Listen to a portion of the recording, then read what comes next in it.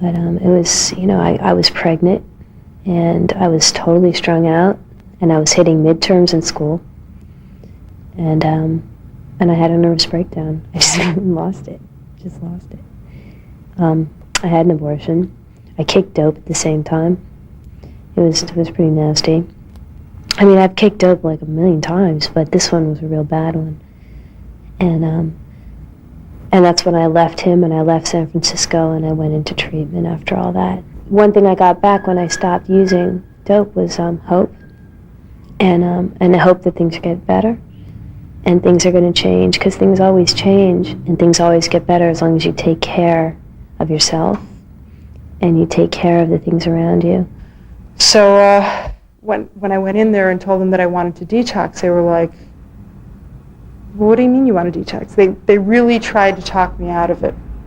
And I insisted, I saw my counselor, and then I insisted on seeing the doctor, and the doctor didn't want to write up the order. And they told me that they wanted to detox me over 6 months to a year, and I said, that's ridiculous. I said, I know myself, and I would rather be really uncomfortable for a few weeks than mildly uncomfortable for an extended period of time. Because if I'm mildly uncomfortable for an extended period of time, I will go out and cop dope to get some relief.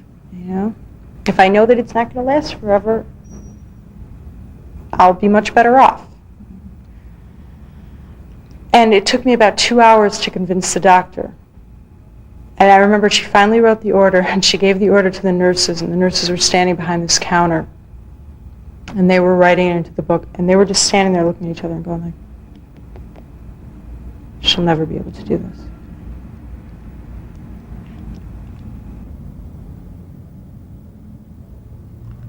For me, what happened, it was like being in a dark tunnel and digging and digging and digging and driving myself and drinking and drugging more. I'd also met a guy in the woods. I'd moved to New York.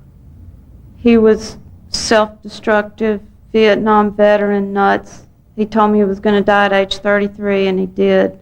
And after he died, that was it for me. There was no more like I'm going to denial that things are going to get better. It was like just accept, and I was suffering from alcoholic poisoning. I was getting fired from every job. I'd moved to the Lower East Side. It was like I was being raped. I was ending up in Harlem half the time.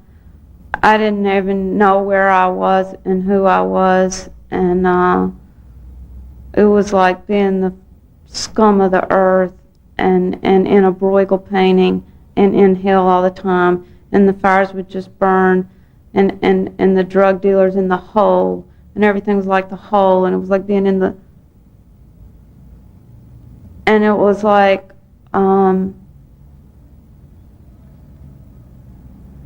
there was no lightning, there was no, like I'm in so much pain I have to stop. It wasn't like that. It was just like one day I couldn't, I didn't feel anything. I hadn't felt anything for years. And I would have chronic depressions where I would, practically try to cut or burn myself to feel something. That was part of the abuse, to feel anything, to feel that I was alive. I felt like I was dead when I was alive. What drove me to finally stop was someone suggested that I needed to get treatment for addiction with the drugs and the alcohol. And at this point, I was beaten. And I decided to do this. And I sought help for the first time. And that was the end of hell. Because for me, the bottom was like I had just been digging in this tunnel for so long, and I just came up against a steel plate, and I stopped. And it was as simple as that, in a very complex way. doesn't get better until you change things and stuff like that. So that's what I had to do. I had to stop using drugs, and I had to change myself, and I had to change my whole life.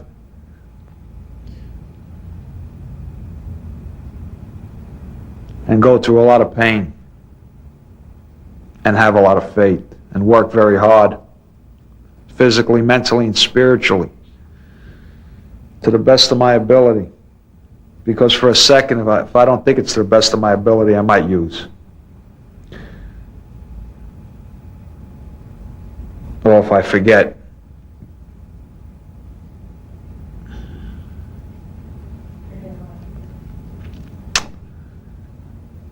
If I forget that I'll always be an addict. My addiction comes out in many ways. It's not just drugs. I'm a compulsive, obsessive, possessive, devious, dubious person. And I had to work very hard to change these shortcomings.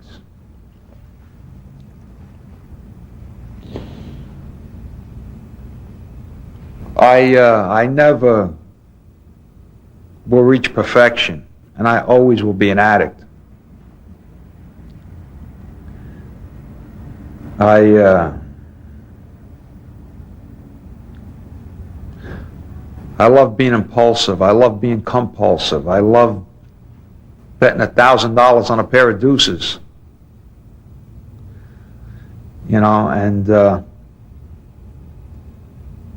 or I love beating you with my mind, or with my body, or, you know, I love to win any way I can.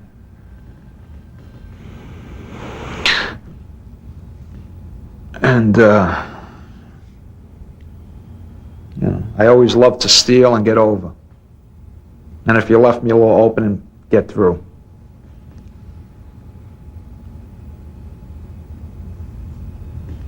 But I try to practice and not do these things today.